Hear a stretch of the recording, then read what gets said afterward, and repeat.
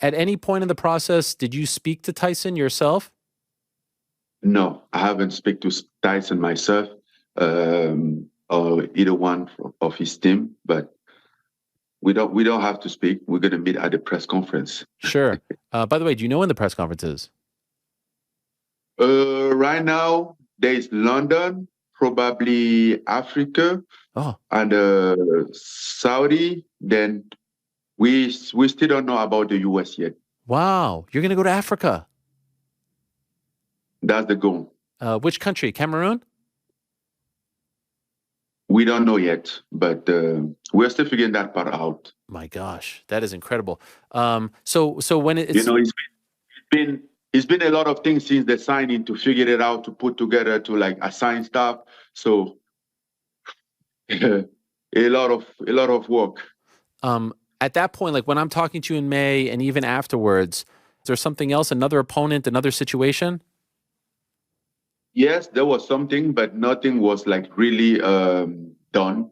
It was just like a talk, as I said, we had a talk with Deontay before, and then it get interrupted. And then after that, we were having a talk for a potential fight in November, maybe in South Africa.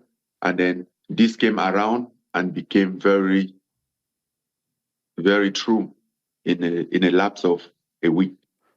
Would you say of all the other boxing opportunities, was the Deontay one the closest? Yes. Okay. So ultimately, why did the Deontay one fall through? No, I think they had some sort of like a proposal for December or something like that to fight Anthony Joshua. And then they said they would rather explore that one as he wanted to go back to the title. So, which makes sense. That's only the reason. So we stopped, we just put in pause and was going to explore that in the future.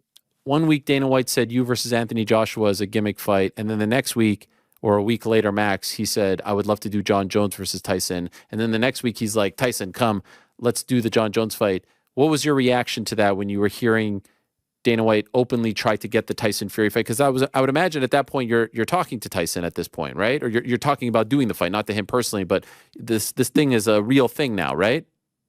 Yeah, but I don't follow track on what Dana said. There is a lot of things that Dana says that you can follow track on him.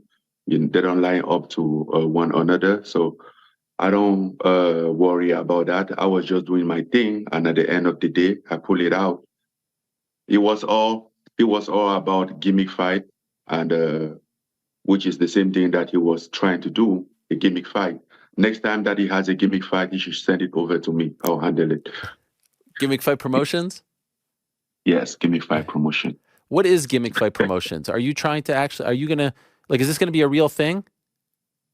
It's a real thing. It's a real thing. It's not going to be. It's a real thing already. It is a real thing. It's on. So you're gonna put on events. You're gonna have fighters under the banner. I'm gonna put on event for sure. Gimmick fight. and gimmick fight is a part of this promotion as well, right? Yes. Amazing. It's part of this fight. It will go on your pro record? Yeah. Okay. So there's nothing exhibition about this. The only thing is that his title is not on the line. The title is not on the line. Why not? The title is not. Well, that's another discussion which is going to take a lot inside the WBC, all those stuff. Yeah. In order to make this fight happen, if we wanted to do everything, there was a lot of party involved. There would be a lot of party involved, and this fight wouldn't happen. So it was like, okay, we have to get this done quick, and we have to get this quick and done, So it was about to make this fight happen at first. Okay. And I wouldn't have any guarantee if there would be like a title and this, and then you get all those people involved, everybody involved at that moment. From now on, we can have that discussion, because the fight is on, and then we can have another discussion and see if that's something to be considered. But if not, what's matter is the fight. I was going to fight. I wasn't going for the title. So as for me personally, nothing changes. Right. So if you beat him, there's a 1 on his in the loss column, right? If you beat him, like this is all on the up and up. Okay. You can knock him out, everything. Yes. Amazing. And so this happens in October. You still have 3 months. Are you going to try to convince the WBC to get the belt on the line, or you don't even care? I don't even care, bro. Okay. I just want to fight. I want the fight. I get the fight.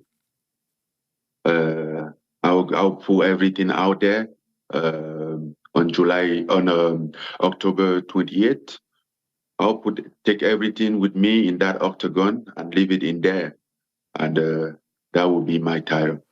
I want to almost, in a way, sort of apologize for asking the question, but it's been such a big hot topic, and especially over the last few days as well, because of how much you made in your last UFC fight. Could you tell us how much you are making for this fight? No, but what I would tell you is that as you're compared to what I was making for my UFC fight, is day and night. I mean, it's life-changing. And he would have been the same thing if I was fighting PFL first. What I made in my last fight doesn't even count. What do you mean? He's not close, anywhere close around. He's not in the top. Are you making more for this fight than you made in your entire UFC career? Definitely, yes. Oh, 100% yes. I didn't make that much in my entire UFC career after turning down all those contracts that could have made me more money. But yes, if we count it, absolutely. More for this one fight than the entire last deal that they offered you? The final offer, whenever that was, in like late December, January. Is this one fight more than all that? I think that information will bring you in the wrong direction. Why? Because the reason is that I've heard so many of time people say, oh, they offer him 8 million per fight, they offer him this and that, which is not exactly what. There was a trick there, and it was a bait because it was just in order for me to put the pen on the paper. And then there was like a one big number, and behind it, there was nothing. The paper was blank, pretty much. I'm sure you're going to say like 8 million times 3 for 3 fights. No, that's not what he was. That's not what he was. He wasn't like that. He was the same tactic, just like they pull some number up and like want to impress you to get you signed the contract, Yeah. Is there a rematch clause? Yeah, there's a potential rematch clause. I don't know exactly how to explain that language, but yes. Okay. There's a rematch inside there. I would imagine like, if you beat him on October 28th, that you would fight him again. Oh, no. For that one, definitely. What if he beats you? That's what I don't know. We will see how it goes. That's why I have to win this fight. I have to put everything to get that rematch as well. Is there any chance that you do 2 boxing fights before your first PFL fight, or would the second fight with him be after the PFL debut?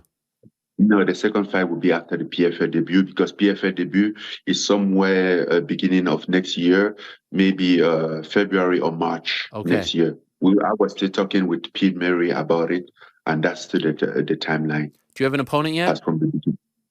Not yet. Okay. Is there like a front runner? But they are working on something. Can you tell us anything? I just know that they are working on. I don't have so many detail about it. Will you get pay-per-view points for this Tyson fight? I get something. It's all good. I'm not getting out there empty-handed. Could you tell us where it's going to air in America? I think on ESPN. The goal is to air on ESPN in the US, and in the UK, I don't know. It's going to air also in Africa. It's going to air everywhere. Wow. But it'll be pay-per-view, right? It's going to be pay-per-view, yes. You were just at the PFL event not that long ago. What a scene that was with Jon Jones. What was your takeaway from that whole experience, seeing Jon and going face to face with him and all the hoopla. So many people were so excited about it afterwards. What was your reaction to that? Well, I know it's a fight that can happen if the UFC decide to give that fight to the fan. It can happen. That fight is always there, and it can always happen. They just have to compromise a little bit. But you don't think they will, right? You never know. People change, bro. Yeah. So you're holding out hope. Yeah, I'm still hoping for that. I mean, I think if I have one fight left in MMA, I will hope to be Jon. If you have one fight, you don't have one fight left, right? You're saying if you No, have I don't have one fight left. Right. I say if I have one fight left in my career, I hope that will be Jon. The amazing thing is, like, ESPN could help make this happen because, they say, hey, let's get this guy. He's with PFL. They're on ESPN. UFC's on ESPN. Let's do it on ESPN. Like, it feels like a very easy thing to get done.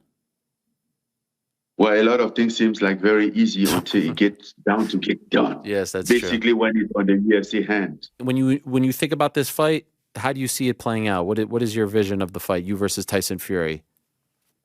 Oh man, it can play out different way, but I think it's gonna try to play me on the distance and maybe drag into the decision. I know a lot of people are just giving me chance if I randomly connect or something, but I'm also working in case we go to decision.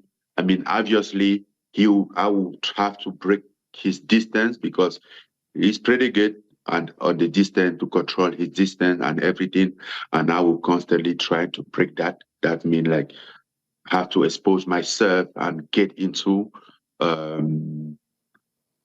it's a tough one, and I really want to win this, even if he goes to decision. I don't want to give him a space to make him feel comfortable. He's pretty good when he's comfortable, when he's there, relaxing. Oh, he's pretty good. But let's see how he's going to react when you apply pressure. Not just like want to land some big punch, but keep pushing. Right. So I think that would be my approach. By the way, how much will you weigh for this? That's a good question because me and my team, we were having a meeting like 2 days ago, and we were talking like game plan. And we're like, okay, we're going to have like two alternatives. It's going to be the real game plan going to come out after the weigh-in day because we're going to see how much he weigh, and trying to figure out what he's trying to do. How much do you think you'll weigh? I think he'll weigh a lot. If he want to like go into a fight, I think he'll weigh maybe 250 something if you want to box in the distance. And what about you? So I want to be in between, like have like endurance and strength. Okay. The best endurance and the best strength that I can have because he's the big guy too. And he like to play, sometimes he like to play the dirty boxing. Like you watch him fight Deontay Wilder the second time, he was playing with his weight, leaning on him and get him tired. So those kind of things can be like in his game plan as well. So maybe like 240? I will be prepared for that. Something like that? Huh? 240, something like for you, 240 or something like that? I can't make 240, bro. It's not possible. 250, 260? What do you think you'll be? I'll let you know. All right, fair enough.